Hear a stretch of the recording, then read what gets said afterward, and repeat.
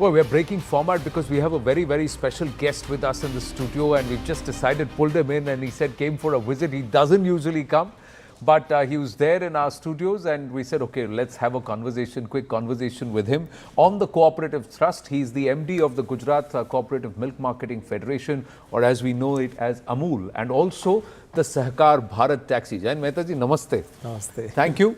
Thank you for agreeing to do this. My first question to you is that this intent to and committed on dairy, on the trade deal, does that come as a relief, or was that never a worry?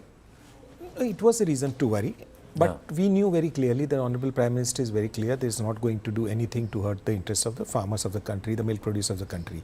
And so much so he announced it from the Red Fort on the 15th August last year. So you see all the trade deals. The India-US is the recent one. Prior to that we had India-European Union. Prior to that we had India-New Zealand. Australia has been also talking. Dairy Chapter 4 has been excluded out of it. The US deal was very critical. Agriculture also has been largely kept out of it. So it's a good thing, because protecting this sector is not just for the business part of it. It's also for the livelihood. There are about 8 crore, 10 crore families dependent on milk for their livelihood. And that's where most of them are landless, marginal farmers.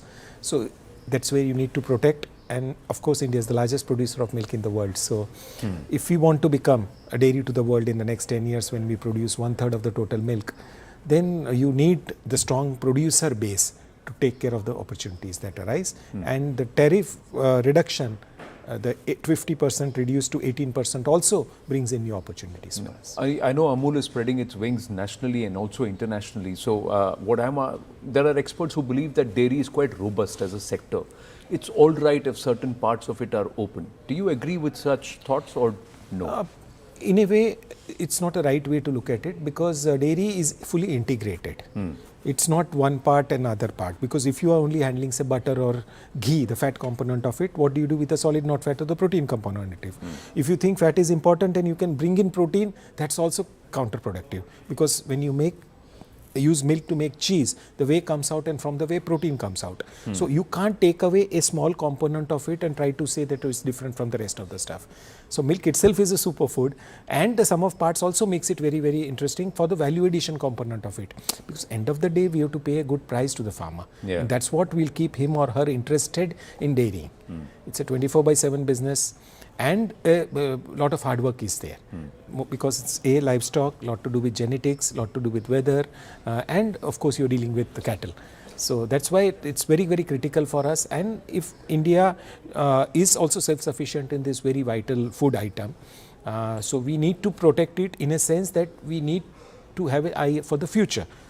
And that is the vision Honorable Prime Minister had, and that's what has been translated into all our trade deals. So you are somewhere confident that the Prime Minister will never compromise, till the time he's at the helm of affairs, never compromise the interests of Bharat's Kisan, dairy and otherwise? True. I mean, anybody who has the interests of the country at heart will be definitely championing the cause for the smallholders and the small farmers, and particularly the women producers of the country. Quickly, when we talk about the cooperative thrust, we have to talk about Bharat Taxi. But before I come to that, so another cooperative movement, you're using AI now? Yes, that's right. We launched Amul Artificial Intelligence, a tool to support all the 3.6 million farmers that we have. Any farmer having any query can just call up one number, 080 3545 3545, and in local language, Sarla Ben, who is our AI Sahayak, will guide that lady of what she needs, or any specific query she has, because she has database of every single cow in the state. So every farmer, his or her cattle ownership, what was the treatment given to her in terms of veterinary doctor servicing that, what are the artificial insemination done, what was the bull whose breed is being done to improve the productivity of our cattle, everything, and the quantity and quality of milk is available in a common database, accessible for every single farmer of the country. So it's technology for good, and also you made it easily accessible. The same thing in this cooperative thrust you're doing for Sahkar Taxi or Bharat Taxi.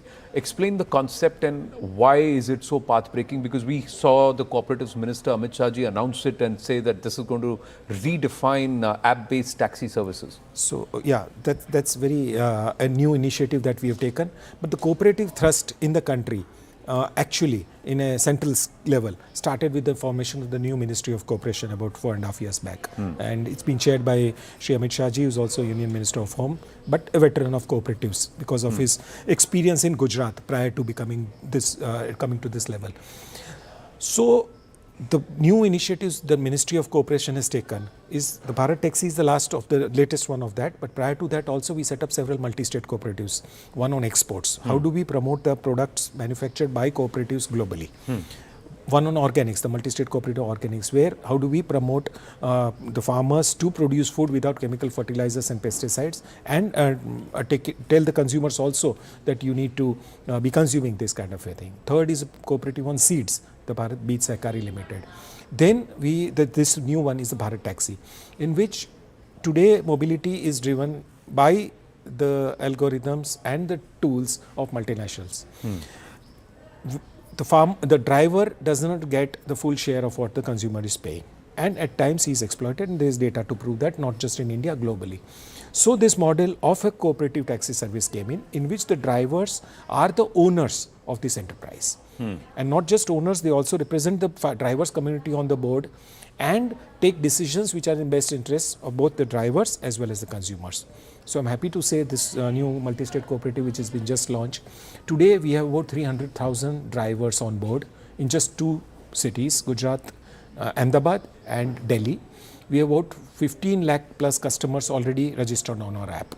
And we started getting very good traction, more importantly transactions, and the happiness of the drivers is actually seen to be believed. You know, there is this apprehension that if it is cooperatized, it is not corporatized anymore. So the whole idea is that the cab drivers should not become a gang and they should not exploit the consumer. Quality of the cab service, safety, cleanliness in the car and all of that may get compromised because the cab drivers may just run their own, the 2 ways of looking at it. Yeah, you're right, but the 2 ways of looking at it. And I'm quoting the Amul experience for this particular thing. So in Amul, any farmer who gives us milk is not a supplier of milk. He or she is the owner of the brand. And this brand today is $11 billion. Okay, and ranked as the strongest food brand in the world, strongest dairy brand in the world. So the ownership of the brand is very important of the association.